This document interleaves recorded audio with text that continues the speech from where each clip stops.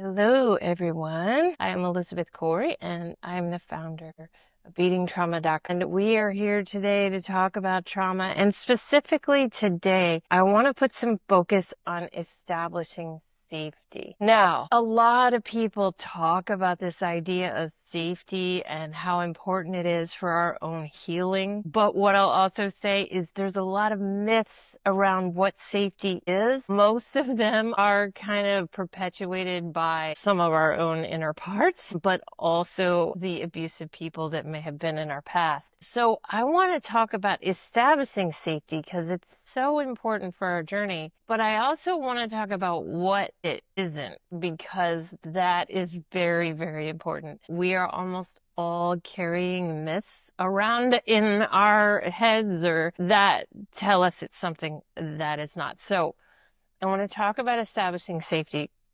because while this work is really frustrating, I also want to be clear that there is a level of privilege in our lives we have to reach to be able to do deep emotional work. But having the capacity to do deep emotional work does require us to have safety. So that's kind of what I want to talk about today. While a lot of times when we're in this place where we're like, oh, for God's sake, this is so painful. This is so hard. I hate this. And believe me, I teach this stuff, and believe me, I'm there quite often. But at the same time, there has to be a level, like a place we've gotten to in our lives that allows us to feel safe enough to do deep work. So while I don't like to use the word privilege in relationship to people with complex trauma, because it certainly doesn't feel like it, that is an aspect that we have to understand. But what we've obviously established some safety, but what I'm here today to talk about is how we can make that even better, right? How we can put a bit of Teflon around that safety and make it really, really strong for us. Because the stronger our safety is, the more safe we feel, okay, the better we're going to heal, and the more we're going to heal, and the deeper we're going to heal. And that's what this is all about, right? So I really want to stress that again, hoping my throat is going to behave itself. By the way, when I cancel these sessions, a lot of times this is what's going on.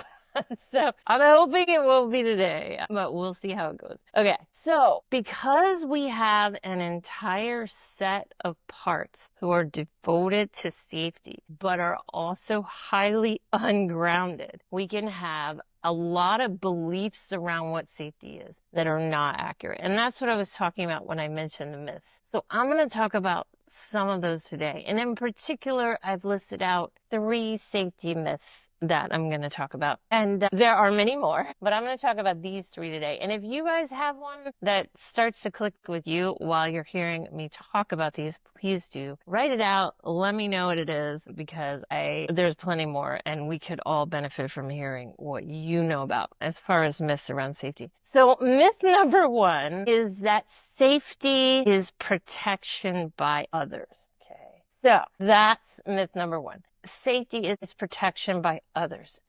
This is something that is very often promoted by abusers when we're young, and the promise to protect us from bad people. So what they're doing is they're creating fear in our system of others, because that's going to help them make sure that we don't go looking for protection from others or looking for their help. So they say there's a lot of really bad people out there, and I am the one who's going to protect you, right? So that's the story that we hear. That's the story that our parts hear, the parts that really want safety. They hear this story, this promise to be protected from bad people, other bad people, right? But the bad people are actually the ones making the promise to us in the first place. So we have these parts who start to believe that the best way to establish safety is to have these bad people protect us from the other bad people. So it's sort of like the devil you do, the devil you don't. It's like both situations are bad. You're either being abused by these bad people or you're being abused by these bad people. But these bad people are likely family, and they promise to protect us, so I guess we'll just take that, right? This is the mentality of the parts that are focused on safety, which, by the way, are going to be your inner defenders. So the controller, the karma kid, the mean kid, those parts are going to be the ones who are focused on safety. So we get into this pretty confused state, but all in all, there's really nobody we can trust, especially when we've been through a childhood like this. So when we get to adulthood with this kind of belief system in place, it makes it very hard to find safe people in adulthood. Because anybody who will step forward into a role of protecting you is not likely a super safe person, because automatically that makes that gives us an imbalance of power in the relationship, right? So anybody who wants to protect you is likely also dealing with their own inner trauma stuff around relationships, and is also engaging in an imbalance of power in relationship, which means that people who will generally move into that protective status, which can be driven by our love seeker or our karmic kid or controller, that means they may be a little bit too similar to the original people in our lives who promised to protect us from the bad people. So we're not going to get safety from those people. We're going to get what appears to be protection, at least initially, but it's not going to stay that way because there's going to be too much of a power imbalance for that to work. So safety doesn't happen that way.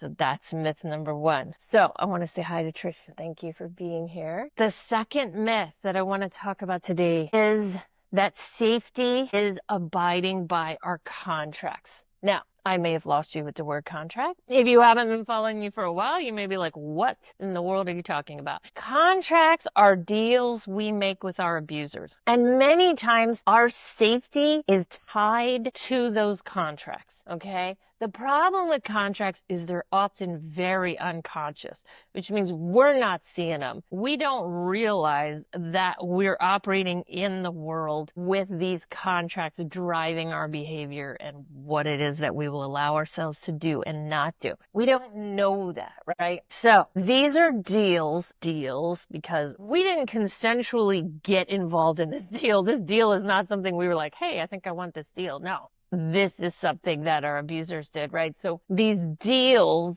are supposed to keep us safe, but it's really not true because our abusers don't care about our safety. It's more that they want us to do things like shut up, be silenced, toe the line of the family story, only be so successful because maybe we have abusers that are jealous of us. They're like, we can have contracts. There are so many contracts that can exist. The good news is as we follow our beliefs and our emotions and we heal ourselves, we will find our contracts and then we can break them. As a matter of fact, when we find them, we are breaking them. But you will have parts in your system who think the most unsafe thing you can do is to break a contract. Okay, so another myth that we're dealing with in our system, which you may not even be conscious of this myth right now, is that safety means abiding by our contracts. This puts us in a really bad position as adults. I'll just be honest. One of the bad positions is that sometimes our contracts actually contradict each other. We can have contracts with multiple people that are held by multiple karmic kids in our system, and the contracts actually contradict each other. And they say maybe not completely opposite things, but it can be almost impossible to hold all of our contracts. And that's a real problem for us because if safety is reliant upon the contracts and we can't keep them all, we'll never feel safe. That is sort of the point. That is what happens to us after trauma. We never feel safe. Right? So myth number 2, safety is abiding by the contract. No, it's not.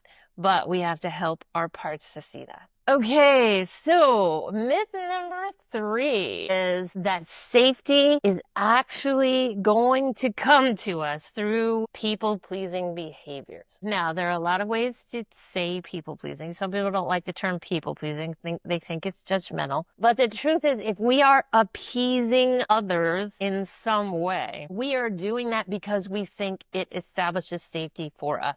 This is a myth that our inner defenders hold. Pleasing others will establish safety. But really what it does is it draws people into our space who don't want us to have boundaries. Because people who generally respond in like a positive way to our pleasing behaviors and our lack of boundaries are generally not the healthiest people in the world either. Like they've got their trauma, and their trauma says that they want someone that they can control. And so they go out looking for those people who will just sort of hand over their autonomy to them. And what I like to say, a common phrase I like to use is don't pass the tests. Okay. So what that means is if you start getting into a relationship, and this can be any kind of relationship, friends, bosses, intimate partners, whatever it is, and that person starts to push at your boundaries. Okay. And by the way, the earlier the better with this. So someone starts pushing at your boundaries.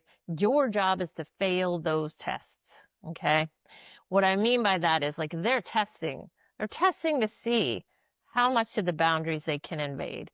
And your job is to say, no, you can't. Right. Is it possible that person will walk?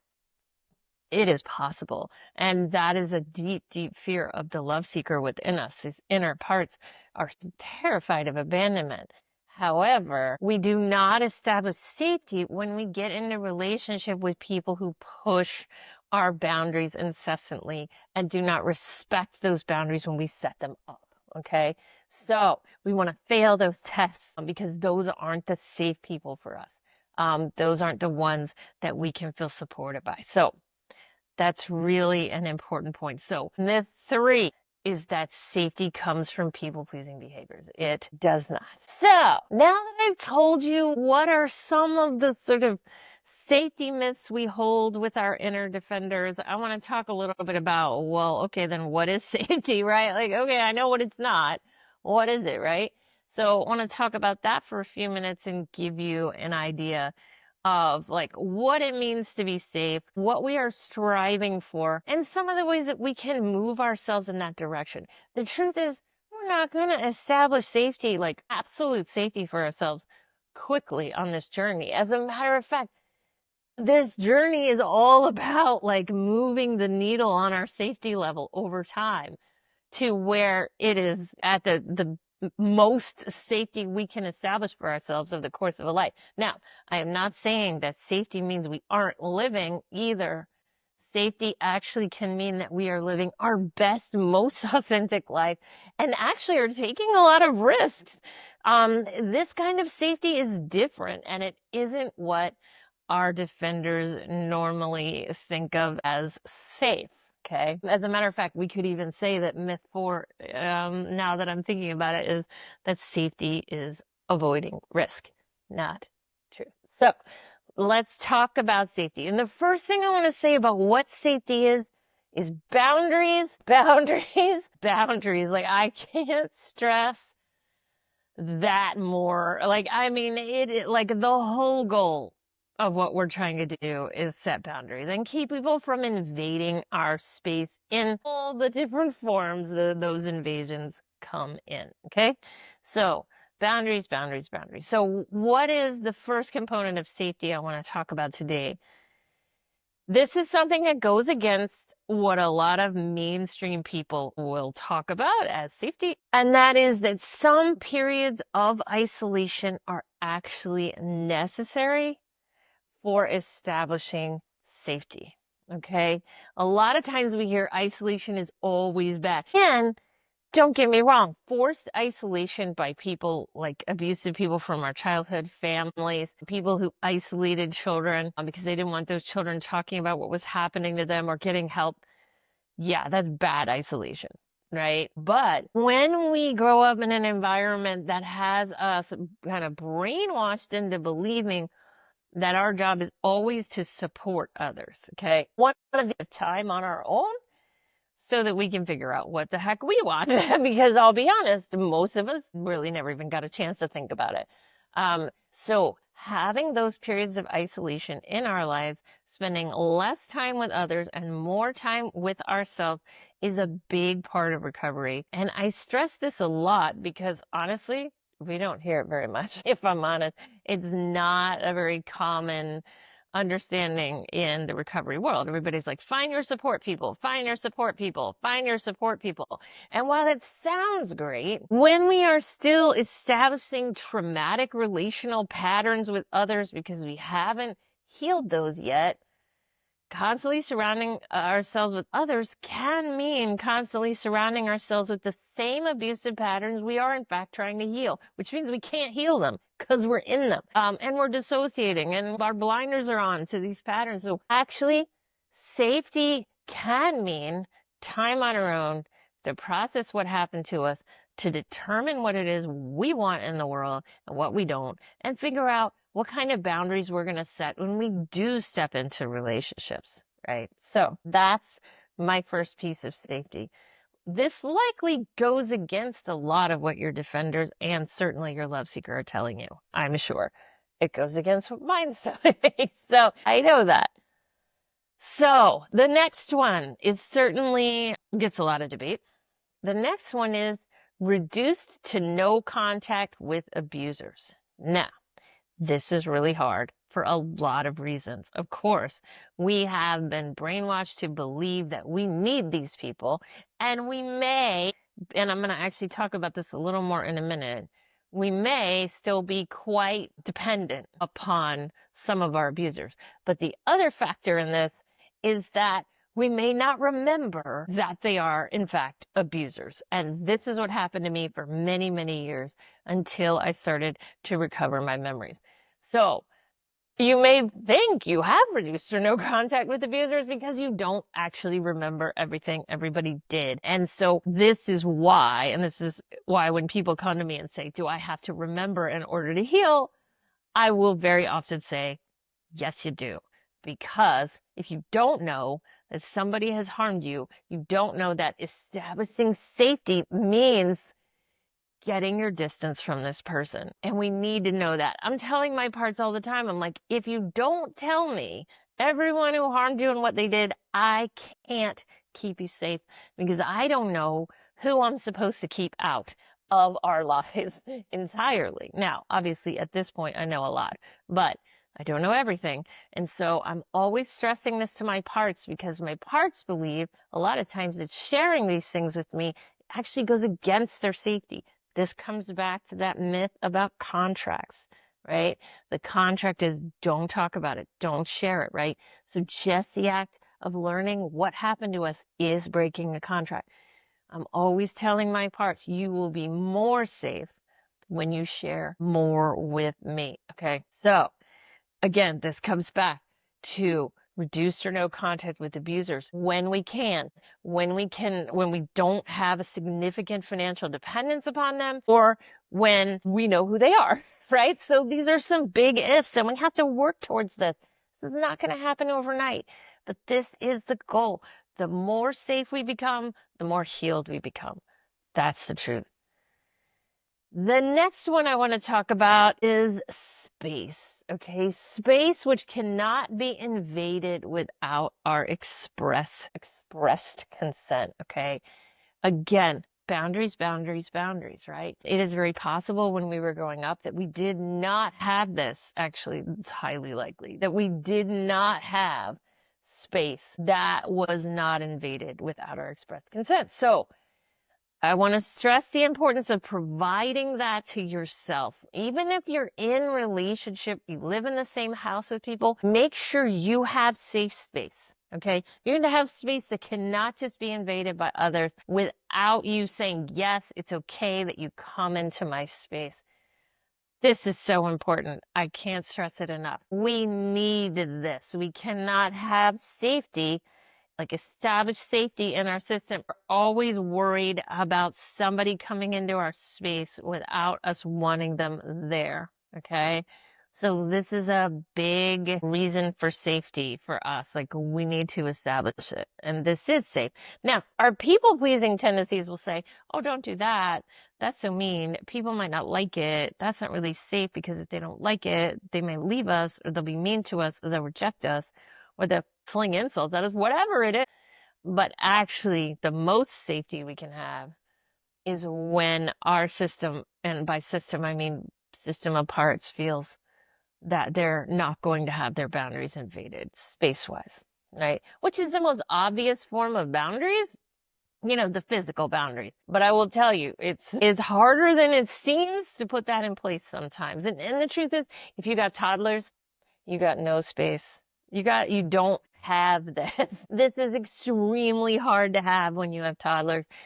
The key is bit by bit establishing some space where you can go to where honestly the toddler is just not allowed to be, even just part of the time. Our defenders will say, oh, that's so mean. Oh, you can't do that to them. But I'll tell you what, it's much better to have that established space where you can be safe than to be blowing up at your toddler all the time. Because guess why you're doing that? They're invading your boundaries. And I know they don't do it on purpose. I had 2 toddlers at the same time. I get it. They don't do it on purpose. But we still have to protect ourselves from it, or we're gonna explode, and we're gonna protect ourselves that way instead, right? Which isn't what we want, of course. So space, get as much of it as you can. Even if you gotta lock yourself in the bathroom, get yourself some, if you have the toddlers, get yourself some space, right? Okay, the last one. This one brings up a lot of stuff, okay? Because there is an element of privilege associated with this. But one of the keys to our eventual safety is establishing independent means of financial income, okay? It doesn't mean we have to be independently wealthy, okay? It doesn't mean we have to be millionaires. The problem is that one of the ways our abusive families keep us engaged with them is by doing 2 things. One, having money that they then use to have power over us. Okay, so that's step number 1. And many, many abusive families have that. We often think, oh, these things are happening only in like poor families. No. As a matter of fact, one of the ways that abusers get away with what they do is by having money and the power that comes with it. Okay. So don't for one second think that just because somebody is upper middle class or upper class or whatever up class there are, that they're not abusive. That is not true. And so the first way that they control us is by having that money. And believe me, they let us know they have it. They want us to know because that gives them power, and they know it gives them power, and they use that power. As a matter of fact, a lot of my clients, when they first go to their families, this happened with me too, and they say, you guys caused trauma for me. You guys abused me. And many people attempt to get their abusers to admit and say, I'm sorry and all that. And they don't almost ever, but we often try it, right? One of the first things that those abusive families say is, after all I've done for you. Okay. And what they mean by that is roof over your head, food on your plate. I paid for this. I paid for that. I paid for this and I paid for that. In other words, the money I've given you should make my abusive behavior okay. All right. I'm on a little bit of a soapbox, but it's an important soapbox because they were the ones with money. They were the ones with financial power, and they brainwashed and made it very clear to us and our inner parts that we were the ones without the money. So they were the haves and we were the have-nots. Okay. The problem with that is that gets internalized. And when we become adults, we're still holding on to this idea that I'm the have-not. I'm the have-not. I can't have what they have. I'm not allowed to have that. There can also be a specific contract in place that says that we cannot live independently. Financial independence is not allowed. This is a contract that often lives within us. What happens is, even if we have things that are deterring us from some types of income, maybe more standard types of income, practical types of income, the parts within us block us from considering all the alternatives that exist out there that maybe are things we can do to establish some financial independence, because we actually have beliefs in our system that say we're not allowed to do that. But what a huge part of our goal for safety is to establish independent financial income or financial means in some way. This is particularly challenging for women who have been taught that they are to support the financially powerful man and take whatever they get, right? Like, and this is super, super big in most societies. You know, we often think, oh, in America, we're not like that, or in Western Europe or Central Europe or Northern Europe, we're not like that. No, we are. We are. It's a lot more subtle than it used to be, but it's still very much there. So we got a lot of belief systems we're messing with. Okay. So the first step, if you're thinking, oh my gosh, I'm never going to get there with that one, like that safety measure is never going to happen for me. Keep bringing yourself back to the parts in your system that say no to that. You can't have it. You're not allowed. You're not capable. You're not deserving. Whatever the message is, right from that message, the message that says in general, you cannot establish safety. You cannot have your boundaries. You cannot have your space, and you cannot have your independent money in whatever form that comes. These things are not okay. These are not safe things for you to try to establish for yourself. Writing from those messages can really help you to begin to turn the tide on establishing real safety, safety outside of those myths that I've been talking about today. That's what I have for you today. I hope you found this helpful. Let me know what you think. Let me know what this means to you, what you got out of it. I look forward to hearing from you either on here, or feel free to message me or email me and let me know. So thank you all so much for being here, and I look forward to talking to you next Tuesday, same time, same place. Thank you, and bye.